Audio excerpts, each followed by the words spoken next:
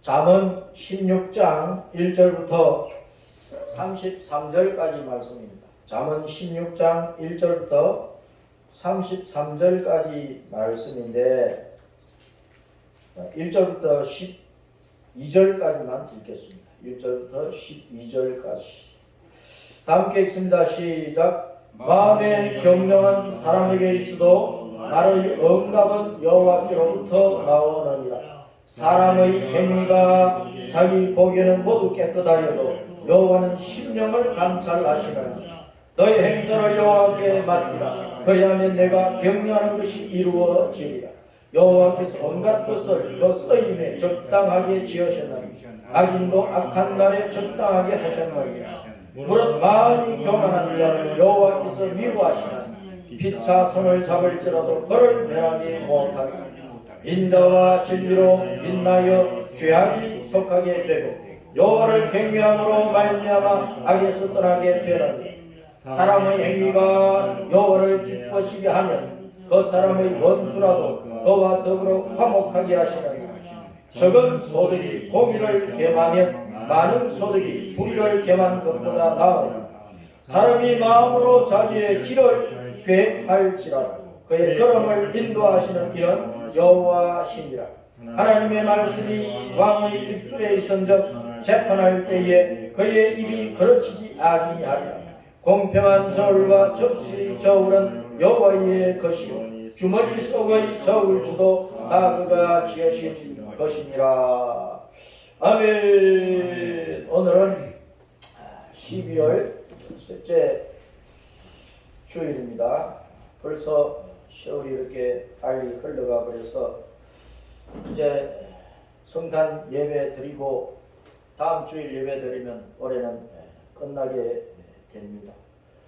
빨리 지나가는 세월 속에서 우리의 인생에 남은 시간도 얼마 남지 않았다는 것을 기억하고 정신 차려서 신앙생활을 잘 하고 우리가 주님 나라에 돌아갈 때까지 주님 앞에 무게 있는 신자가 되어서 주님께서 우리를 능력 있게 쓰실 수 있도록 주님 앞에 헌신하는 신도가 되고 제자가 되고 충성스러운 일꾼이 되어야 되겠습니다. 가을에 곡식을 거두어 드리면 다 무게를 달아가지고 창고에 넣든지 시장에 내다 팔든지 합니다. 저울을 가지고 무게를 달아요. 품질별로 1등급, 2등급, 3등급 품질별로 무게를 딱 따라가지고 그 무게 수를 따라서 내다 파는 거예요. 그러면 값이 다 저각기 다른데 제일 품질이 좋고 무게가 많으면 그만큼 이제 많은 값을 받을 수 있을 것입니다. 품질이 적고 또 무게가 많이 나가지 않고 양이 적으면 그만큼 값이 적게 되는 것입니다. 주님께서 우리의 신앙을 달아보실 때 우리는 주님 앞에 얼마나 무게수가 있는 신자인가 하는 것을 생각하면서 아름다운 믿음의 일생을 잘 달려가도록 하십시다. 오늘은 따랐습니다. 추돌로 달아보면 저울질을 해보면 우리의 무게가 얼마나 되겠느냐 그 말입니다. 자, 여러 가지 저울들이 있어요. 여러 가지죠. 뭐 지금도 이제 저울이 있고 옛날에도 저울이 있었는데 옛날에 이런 여러 가지 저울이 있고 뭐 돌줄을 쓰고 이제 철줄을 썼는데 지금은 전자 저울을 쓰죠. 뭐 이런 저울 잘 안 씁니다. 거의 찾아보기 힘들어요. 전자 저울을 쓰는데 옛날엔 이런 저울을 다 썼다 그 말입니다. 우리는 어릴 때 이런 저울 다 이제 보고 자랐거든요. 위에 이런 저울, 돼지 무기를 달 때 이런 저울을 썼어요. 이런 저울 가지고 돼지 무기를 달아가지고 돼지 팔아가지고 그 값을 받으면 이제 자기들 등록금 주고 그랬어요. 자, 헬라어로 저울을 쥐고스,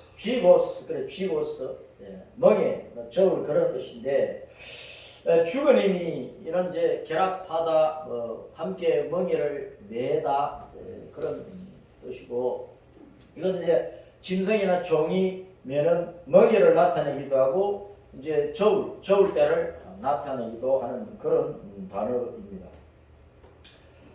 저울은 추가 있잖아요.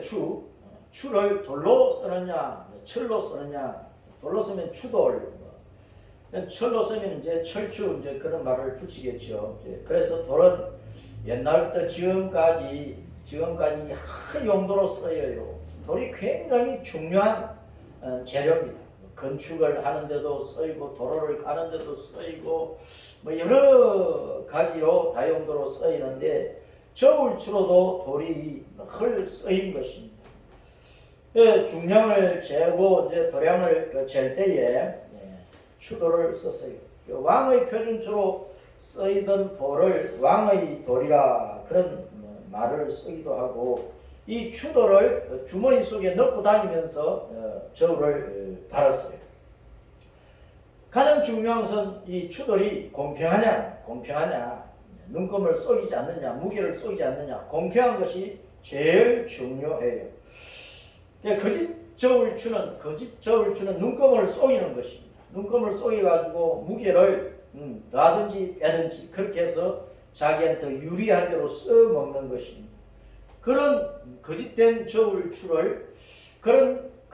저울질을 하는 사람들, 그래서 자기의 더러운 이득을 취하는 사람들을 주님이 굉장히 싫어하신다는 사실을 알아야 됩니다.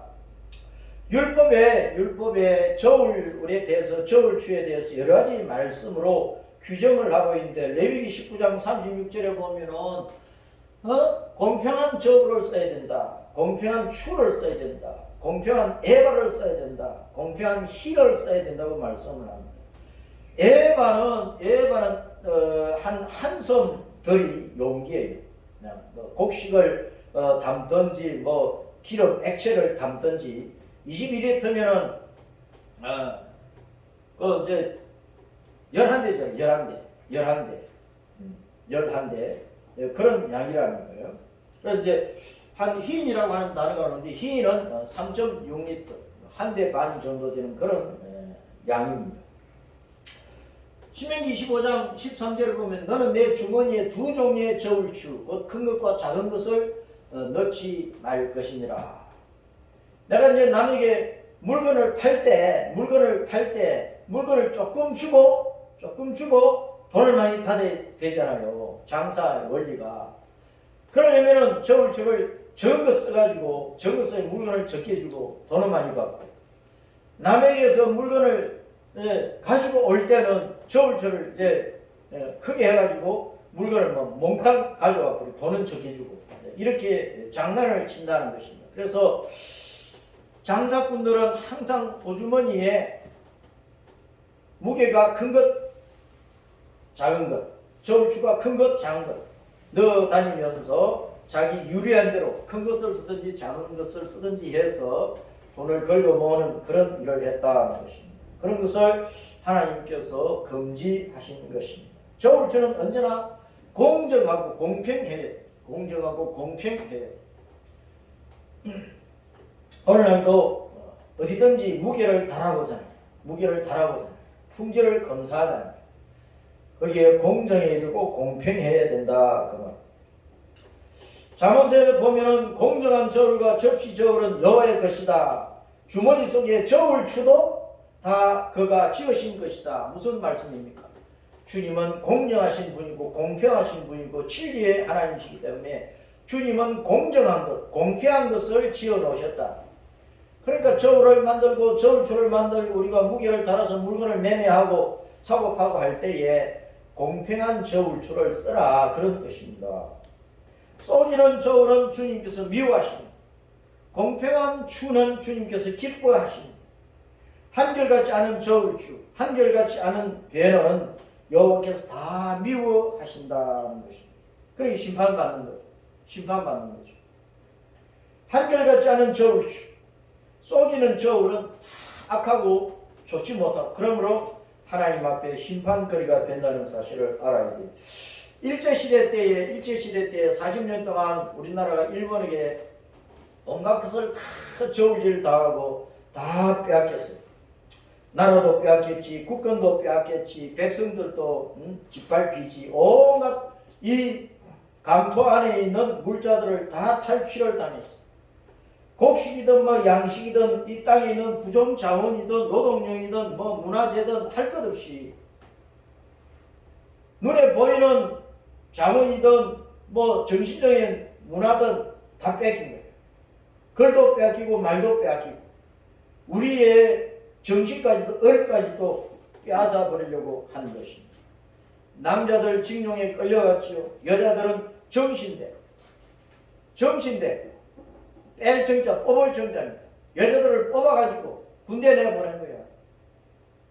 그러니까 정신대는 말 속에 군대를 일본 군대를 위한 그 위로자들로 보내졌다는 그런 뜻입니다. 정신대가 과도한 세금을 내게서 빼앗아가고 우리의 모든 것을 다 빼앗아가고 그 공정한 것이 있었습니까? 일제시대 때 공정한 것이 없었다는 사실을 알아요. 언제나 짓밟히는 백성은 공평한 대접을 못 받는 거예요. 온갖 것 다 짓밟히고 탈취를 당하는 것입니다. 그래서 우리는 나라와 민족을 위해서 많이 기도하고 우리가 살고 있는 이 대한민국이 무너지지 않고 자유민주 복음의 대한민국으로 통일되어 가지고 온 세계 모든 나라를 모든 백성들을 선도하고 이끌면서 복음의 하나님 앞으로 주 예수님의 십자가 대속의 은총 앞으로 이끌어가는 그런 위대한 일을 우리 대한민국이 한국교회가 이루어 가야 되는 것입니다. 저울과 저울추는 물건을 교환하고 매매하고 상거래 무역, 세금 부과, 법의 증언과 재판 다 쓰이잖아요. 그리고 상식의 저울이 있고 미풍양속의 저울이 있고 관습의 저울이 있고 전통의 저울이 있고 우리 각 사람의 마음속에는 양심의 저울이 있어. 양심의 법, 양심의 저울이 있다는 거예요. 저울은 세계 곳곳에 모든 나라 모든 민족 속에 옛날이나 지금이나 다 있는 거예요. 하나님이 손에 저울을 가지고 우리를 다 저울질하고 계시다는 사실을 알아야 돼요. 말씀이 하나님이 저울질하시는 잣대. 그래서 저울은 하늘에서나 땅에서나 다 있습니다. 주 여호와의 말씀을 들으라. 주 여호와의 말씀을 들으라.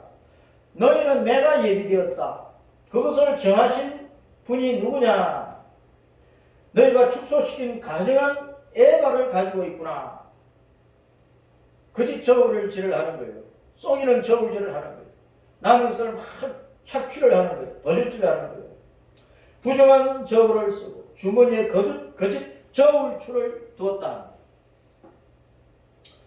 그래서 강포가 가득하고 거짓을 말하고 가난한 자들을 아예 짓밟고 피고름을 짜내는 그런 부정한 사회가 되어버렸다 그 말입니다. 그래서 이제 주님께서 그런 사회를 행해서 나도 너희를 쳐버린다. 병들게 만든다. 너희들이 그 거짓 저울을 사용하는 죄 때문에 나라를 내가 황폐하게 만들어 버리겠다라고 말씀을 하고 있는 것입니다.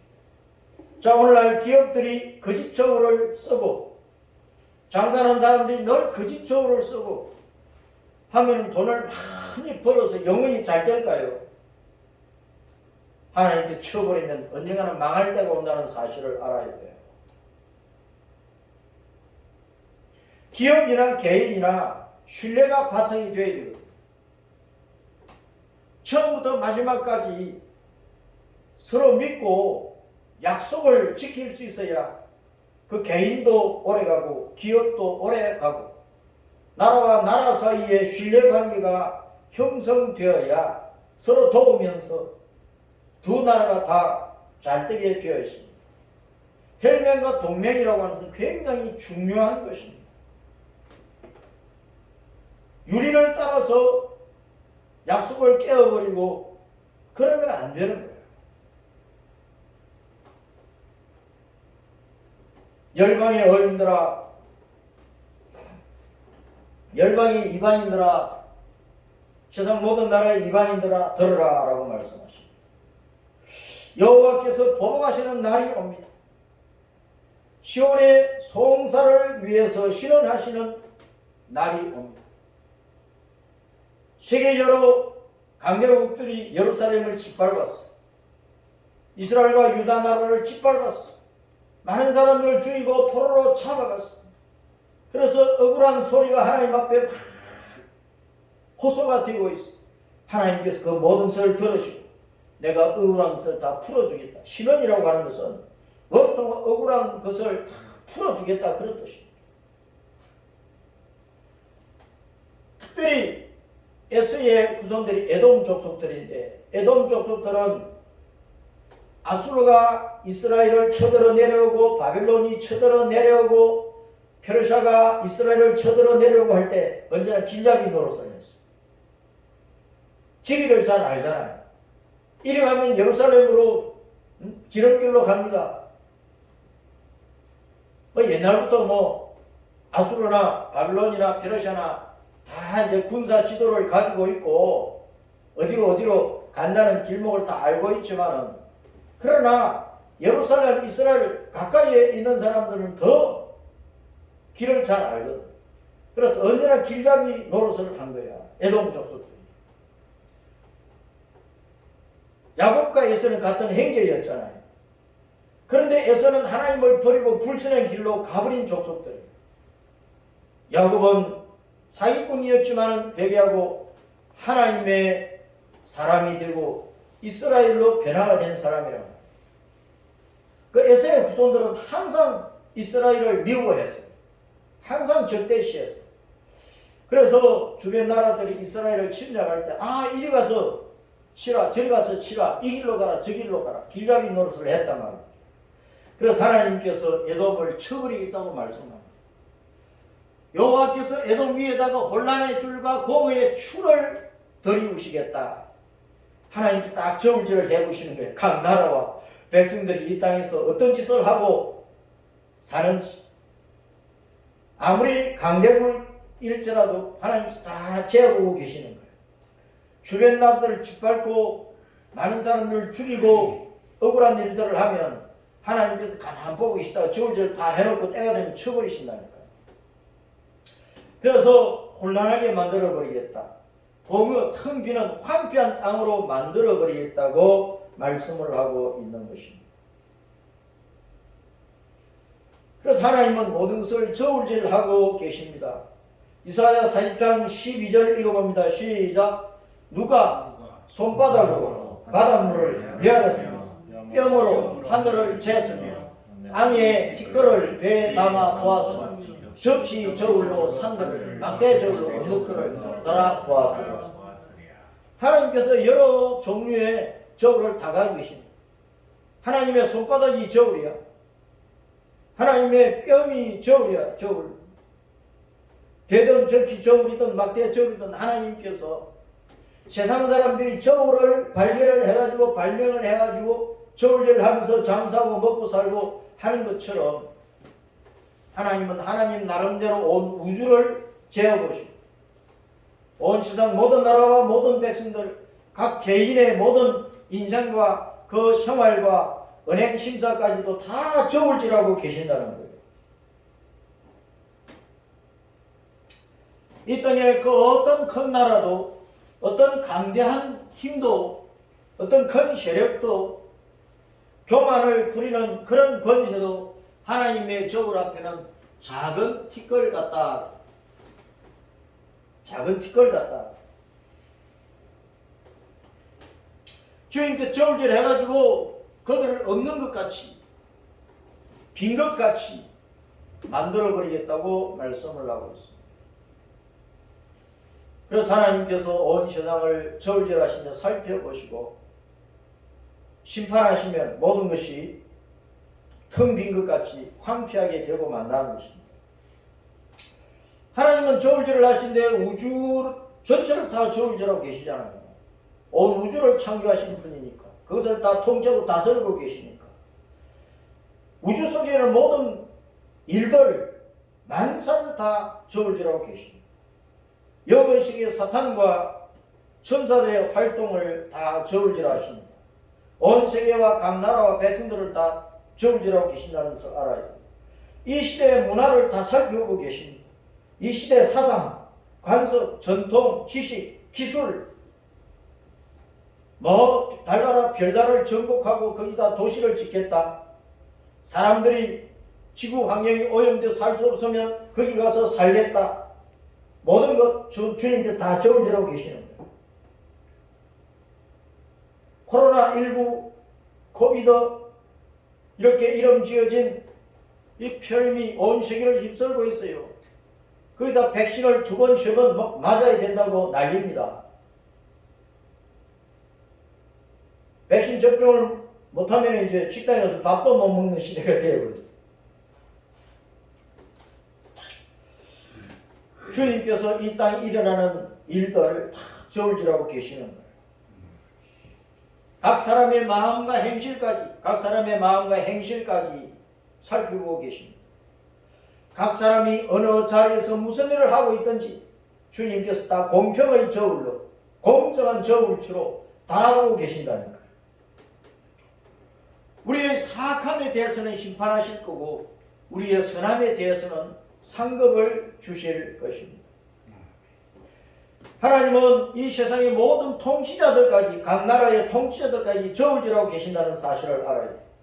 다니엘서 5장에 보면은 바빌론의 벨사살 왕이 어느 날 꿈을 꾸었어. 환상을 본 거야. 술잔치 하는데. 그냥 꿈이 아니고 술잔치 하고 있는데 술을 먹고 막 술이 취해가고 있는데 벽에 큰 손가락이 나타나서 글자를 쓰는 거야. 환상이 보이는 거야. 술 마시고 술잔치 하는 자리에 벽에 큰 손가락이 보이는 글을 막 쓰는 거야. 다니엘을 불러서 읽고 해석을 해봐라. 메레메레 대겔 우바르신입니다. 무슨 뜻이냐? 하나님께서 왕의 나라를 이 시대를 실어가지고 이제 끝장내버립니다. 왕의 시대를 끝장내버립니다. 왕을 저울에 따라보니까 하나님 마음에 너무 안 들어요. 하나님께 심판해버립니다.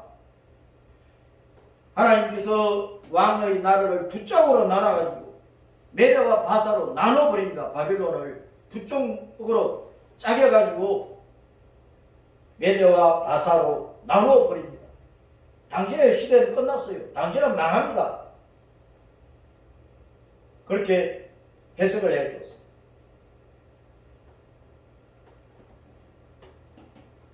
예루살렘 하나님의 성전에 있던 모든 그릇들을 다 탈취해 가가지고 바빌론 나라에 쌓아놨고 그것을 벨사살 왕이 꺼내가지고 그 하나님의 성전에 쓰던 그릇을 가지고 금그릇, 은그릇 그런 그릇을 가지고 술을 퍼마신 거예요. 자기의 신하들 다 끌어모아가지고 하나님을 모독을 한 거죠. 하나님을 욕되게 했다는 거예요. 하나님께서 그냥 무십니까? 그날 밤에 벨사살은 죽임을 당한 거예요. 그 다음날 메데 바사 나라가 세워져 버린 거예요. 하나님께서 예고하시고 심판하시는 심판의 날은 갑자기 와버려요. 하나님은 이 사건만 봐도 세상 모든 나라의 통치자들, 세상 모든 나라 자체를 살펴보고 계시고 저울질을 하고 계신다는 사실을 우리가 알 수가 있는 것입니다. 그래서 우리는 나라와 민족을 위해서 이 나라에 좋은 지도자가 일어날 수 있도록 기도해야 돼요. 더더구나 우리 기독교회에 연합회 지도자든 총회장이든 교단 지도자든 노회장이든 좋은 지도자가 세워지도록 기도해야 되고 각 교회마다 담임 목사가 올바른 지도자로 세워져서 교회를 세워가고 주님의 이름과 복음을 이 땅에 바르게 선포하고 전하도록 우리는 많이 기도해야 하는 것입니다. 또 주님은 따르신다. 행동을 달아보신다. 우리의 행동을 달아보신다. 한나가 자식이 없어가지고 주님 앞에 애통하며 기도했어. 그 자식을 낳은 거예요. 그 자식을 낳기 전에는 첩이 있었는데, 자기 남편 엘가나에 첩이 있었는데 그 브린나가 늘 한나를 격동을 시킨 거예요. 첩은 자식을 쑥쑥 잘 낳았어요. 여러 명을 낳았어. 그러니까 브린나가 한나에게 자식도 못 낳는 주제에 그러면서 비아냥거리고 속을 긁어놓은 거예요. 한나가 얼마나 속이 상하고 아팠던지. 엘가나가 부인들을 데리고 절기 때마다 하나님의 성막, 실로에 있는 성막에 나가서 절기 제사를 드리고 했는데, 그때 한나가 한 번은 속이 상해가지고 하나님 앞에 애통하며 울며 기도하는 거예요. 엘리 지사장이 한나의 기도 이유를 알고 축복을 해줬어. 자식이 있도록. 그러니까 애를 낳은 거예요. 왜? 사무엘은 선지자, 제사장, 왕 노릇을 했어요. 왕정 시대가 세워지기 전에, 사울이 왕으로 세워지기 전에 사사 시대를 끝내면서 한나가 사무엘을 낳고 주님 앞에 기도하기를 심히 교만한 말을 다시 하지 말 것이며, 번인나를 두고 하는 말이에요. 오만한 말을 너희 입에서 내지 말지어다. 너 그동안 나를 많이 괴롭혔지. 나도 아들 낳았어. 여호와는 지식의 하나님이시다. 여호와는 우리를 다 알고 계신다 그 말입니다. 한나가 어찌한 것, 번인나가 어찌한 것, 엘가나 남편이 어찌 대하고 우리 모두를 알고 계세요.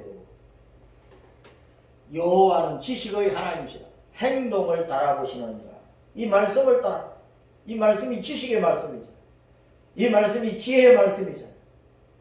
하나님은 성경 말씀을 따라,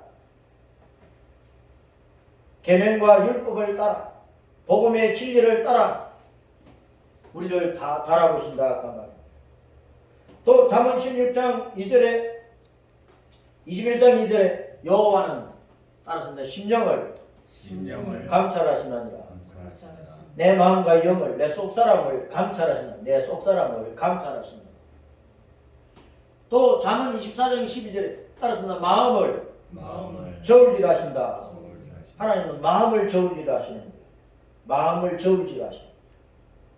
우리의 은행 심사를 다 살펴보고 계시는 것입니다. 그래서 결과적으로 우리가 어떻게 했느냐에 따라서 각 사람의 행위대로 보응하시고 심판하시는 거예요. 하나님 또 우리의 고통도 달아보시는 고통도. 욥기 6장 2절 봅니다. 6장 2절 시작. 나의 괴로움을 달아보며 나의 파멸을 저울 위에 모두 놓을 수 있다며. 욥이 얼마나 괴로웠던지. 재산 다 빼앗겼지. 열 자식들 다 죽었지. 마누라는 하나님을 욕하고 죽어라 그러지. 몸에는 죽을 병이 들어가지 몸은 썩어가지. 피부로 나오니까 개들이 핥아먹지. 가렵고 가려우니까 기와 쪽으로 뿍뿍 걸지. 그래도 가려움은 사라지지 않지. 얼마나 괴로웠겠어. 이 괴로움을 저울에 달아볼 수만 있다면. 그런데 하나님은 욥의 그 고통을 달아보고 계셨어. 그 괴로움을 달아보고 계셨어. 인내하고 그 고통 가운데서 하나님께 원망하지 않고, 그래도 하나님을 의지하고, 결국은 이제 자기 잘못을 알고 있다 딱 회개하고 주님 앞에 무릎 꿇으니까 주님께서 다 고쳐주시고 회복해 주시고 갑절의 복을 부어버리잖아요. 갑절의 복을.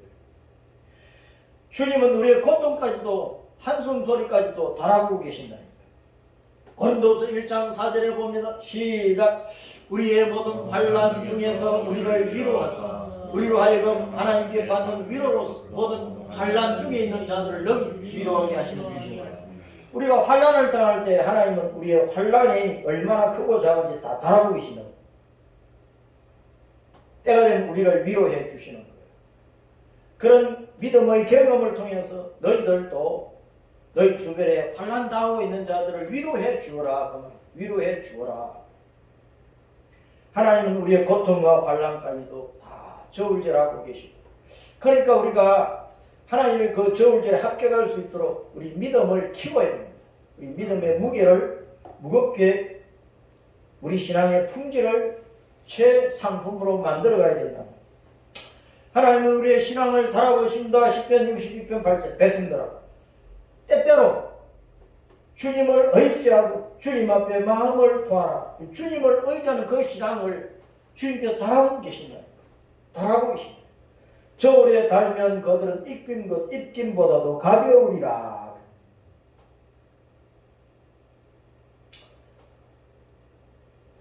포악한 사람이 많고 남의 것을 탈취하는 사람이 많고 재물을 온갖 방법으로 긁어 모으는 사람이 많아요. 그런 속임수로 살아가는 사람들을 저울에 달아보면 사람의 입김보다 더 가벼워.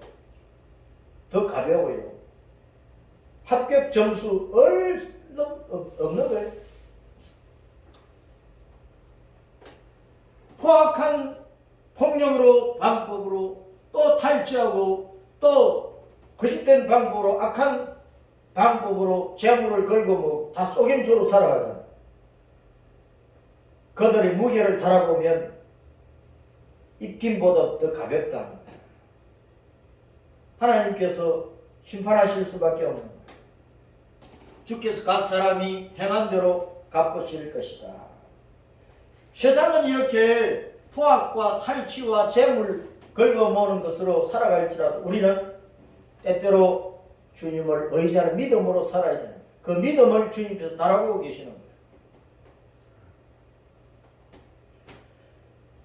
계시록 6장에 보면은 7인 환란이 나오는데 그 가운데서 셋째 인을 뗄 때 주님께서 이제 인을 직접 떼시는데, 어린 양 주님께서 직접 인을 떼시는데, 셋째 인을 떼실 때에 셋째 생물이 나오는데 검은 말이 나와요. 검은 말. 검은 말 탄 사람은 손에 저울을 가지고 있는 거예요. 검은 말을 탄 사람이 손에 저울을 가지고 있어. 저울을 가지고 다는데 밀 한 대에 한 데나리오, 보리 석대에 한 데나리오. 한 데나리오는 일일 노동자의 하루 품삯이. 지금 노가다 현장에 가면은 거의 한 15만 원 정도 받는다 말이야. 15만 원. 15만 원 정도를 가지고 밀 한 대밖에 못 사는 거예요. 15만 원을 가지고 보리 석대밖에 못 사는 거예요. 언제나 밀이 보리보다 비싸고. 가뭄의 때 굶주리는 때가 온다고 말입니다. 세상 마지막 때에 굶주리는 때가 온다고 말입니다. 지금 전염병이 온 세상을 휩쓸고 있잖아요. 이제 기후저항으로 말미암아 농사가 제대로 안 되면 먹고 사는 것이 힘들어질 때가 옵니다. 아프리카만 가뭄이 생기는 것이 아니고 5대양 6대주 모든 땅에 주님께서 가뭄을 내리시고, 그럼 농사 안 되는 거예요. 그럼 먹을 식량이 없어지는 거죠. 뭐 홍수가 지든 뭐 갑작스럽게 우박이 떨어지든 갑작스럽게 기온이 낮아서 다 얼어 죽게 만들든 하나님께 세상을 치시는 방법은 여러 가지예요.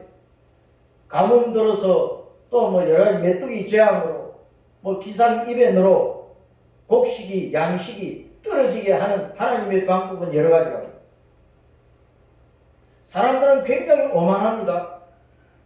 뭐 수경 재배를 하고 실내에서도 뭐 재배를 하고, 그래서 식량 문제를 해결할 수 있을 것처럼 과학 만능의 시대에 인간의 기술로 사람들은 이 지구 땅에서 배불리 먹고 살 것으로만 생각을 하고 있습니다. 아닙니다. 하나님이 치시면 다 날아가 버려요. 미국에 토네이도 바람 부니까 한 도시가 날아가 버리잖아요.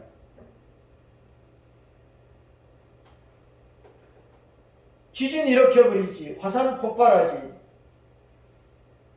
북극 남극의 얼음이 녹아가지, 기후재앙과 기상이변은 걷잡을 수 없이 일어날 수 있어요. 그러면 우리가 먹고 살 수 있는 양식이 부족한 때가 온다 말입니다. 이건 예언해 놓은 것이니까.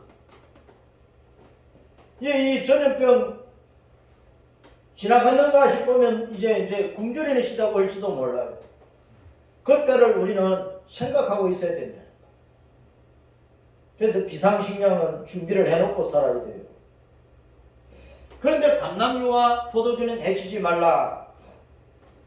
감람류 기름 아닙니까? 성령의 기름, 성령으로 충만한 성도, 포도주, 예수님의 십자가 대속의 피의 은혜 가운데서 영생을 얻은 성도들, 그들이 성령으로 충만해야 돼. 때를 분별하면서 다시 오실 주님을 바라보고 휴거 될 준비를 하고 있어야 돼. 계시록 6장 지나고 7장의 휴거장이야. 계시록 6장이 끝나면은 7장에서 휴거되는 내용이 나온다고. 감람류와 포도주를 해치지 말라. 예수님의 십자가 대속의 은혜 가운데서 구원과 영생을 얻고 죽기 살기로 예수의 믿음에서 성령으로 충만하여 신앙생활을 하면서 다시 오실 주님을 맞이할 준비를 하고 있는 성도는 해칠 수가 없지. 휴거될 거니까. 우리는 전염병 아니라 무서운 식량 부족, 굶주림, 굶어 죽는 그런 때가 온다는 것도 염두에 두고 살아야 됩니다.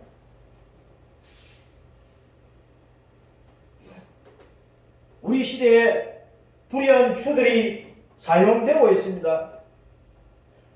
오늘 온 세상 모든 나라, 모든 통치자들, 모든 정치에 있어서 모든 기업이나 개인적인 생활에 있어서 공정한 것들이 거의 없어졌어요.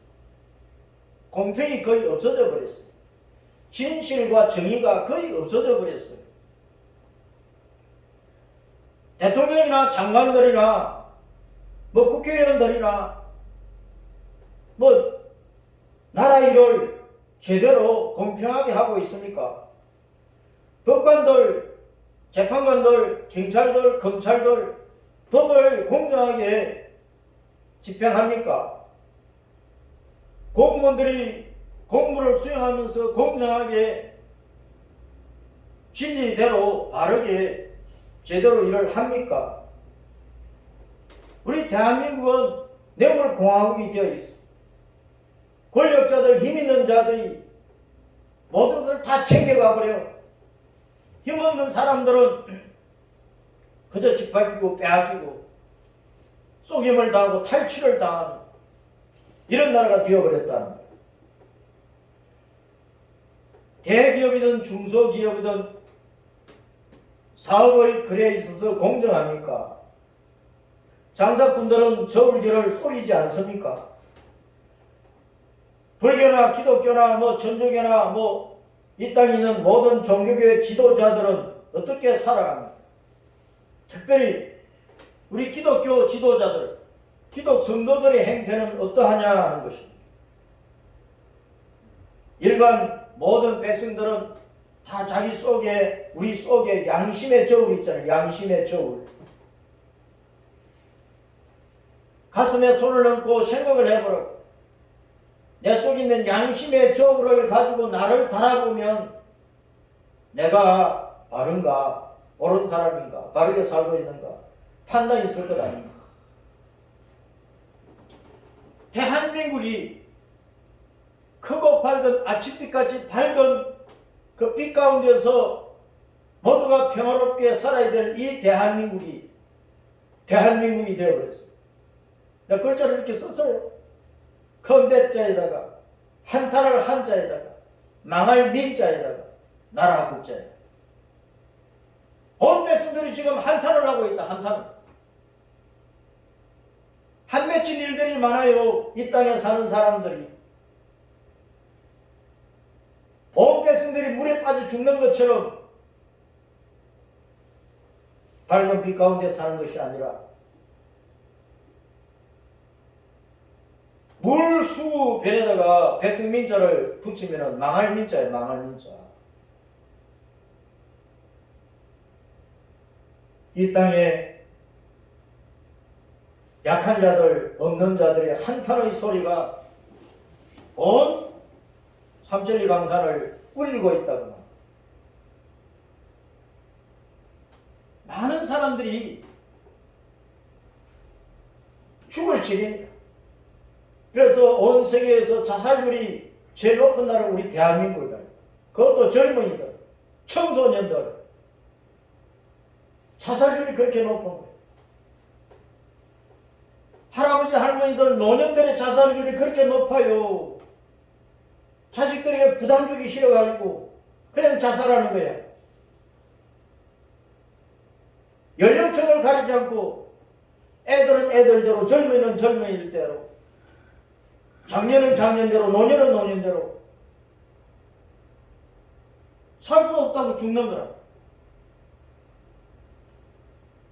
너무나 한탄이 많아가지고 죽는 일을 택하고 있는 대한민국이 되어서 되겠느냐 말이야. 누가 이 나라를 이렇게 만들고 있습니까? 교회는 이 나라가 잘 될 수 있도록 늘 기도하고, 교회가 이 사회를 밝은 나라가 될 수 있도록 이끌어가야 되는 것입니다. 절과 저울추는 곧 심판주 우리 예수님을 생각하게 하는 것입니다. 돌추든 철추이든 무게를 따라서 값을 매기고 판단의 근거로 삼는 것인데, 돌추는 생명의 돌이신 예수님을 생각하게 하는 거예요. 예수님이 생명의 돌이잖아요. 돌추, 예수님께서 다 저울질하고 계시는 거예요. 철추, 10편 2편 9절이나 계시록 2장 27절에는 주님께서 철장 권세를 가지고 계십니다. 철장 권세.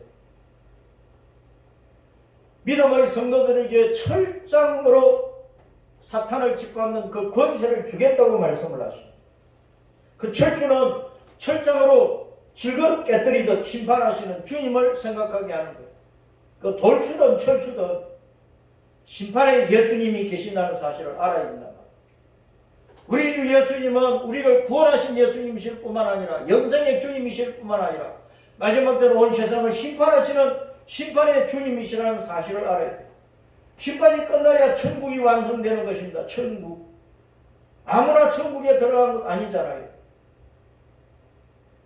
양이냐 염소냐 가려놓고, 알곡이냐 축적이냐 곡식이냐 가려지냐 가려놓고, 영장을 얻었느냐 못 얻었느냐 가려놓고 천국을 완성하는 그 가리는 것이 심판이에요. 주님께서 지금 나를 저울질해 보실 때 나는 어느 편에 속할까 생각을 해봐야죠. 그래서 지금 내가 뭐 어떤 자리에 있다, 지금 내가 뭐 어떤 사람이다, 그 까불지 말라는 거예요. 까불지 말라는 거예요. 뭐 세상적인 것을 가지고 내가 청와대를 접수했다, 국회를 장악을 했다, 어떤 기업을 장악을 했다, 어떤 권력을 거머쥐고 있다, 돈 방석에 앉아있다, 그 까불지 말라니까. 한순간에 날아가요. 한순간에. 자랑을 하나도 없어. 하나님 앞에 교만하고 건방을 떨면은 하나님께서 냅다 밟아버린다 그 말입니다. 내 눈 속에 있는 들보는 왜 깨닫지 못하느냐. 따라서 내 눈 속에 들보를 봐야죠. 내 눈 속에 들보가 있는지 없는지 봐야 된다.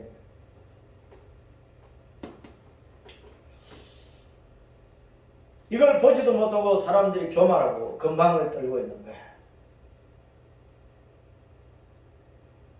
부활 때 다 드러납니다. 부활 때 다 드러나.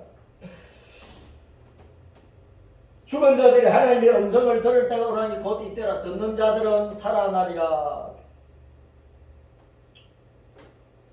무덤 속에 있는 자가 다 그의 음성을 들을 때가 오라니 곧 선한 일을 행한 자는 생명의 부활로, 악한 일을 행한 자는 심판의 부활로 나오리라. 허물같이로 죽은 죄인은 이 육체 자체가 무덤이야, 무덤. 이게 무덤이라고. 복음을 듣고 예수님 믿으면 영생을 얻잖아요. 거듭나잖아요. 그것이 개인적인 부활이에요, 개인적인 부활. 제멋대로 살다가 하나님도 없이 복음도 없이 예수님도 없이 제멋대로 뻘뻘거리며 세상 것으로 자랑하고 교만하며 건방지게 살아가는 게 이 땅의 모든 사람들이. 그러다 이제 복음 앞에 팍 꼬꾸라져가지고 예수님을 구주로 영접하면 비로소 하나님의 자녀로 거듭나요. 그것이 개인적인 영적인 부활인데 이제 마지막 때 전체적인 부활이 전체적인 부활. 죽은 자들이 부활하고 심판을 주님께서 행하시는데 어떤 사람은 영생의 부활로 하늘나무를 끌어올리시고 어떤 사람은 멸망의 부활로 지옥으로 넣어버린다니까. 부활 때에 우리가 잘 살았는지 못 살았는지, 무게 있는 사람이었는지 무게가 없는 사람인지, 바람에 날는 깃털로 살았는지, 아무리 환란풍파 일어나도 예수님이 딱 거두어 들이시는 알곡으로 살았는지, 주님의 마지막 저울 질 때, 심판 때에 모든 것이 다 드러난다 그 말입니다. 그러니까 우리는 무게가 있는 성도, 야, 저 사람은 굉장히 중요한 신사다 그러죠. 인품이 됐고 사람이 가볍지 않으면 중후하다 그래. 중후하다. 무게가 있고 인품이 되어 있는 그런 성도로서 다시 오실 주님을 맞이할 준비를 잘 해야 하겠습니다. 아멘.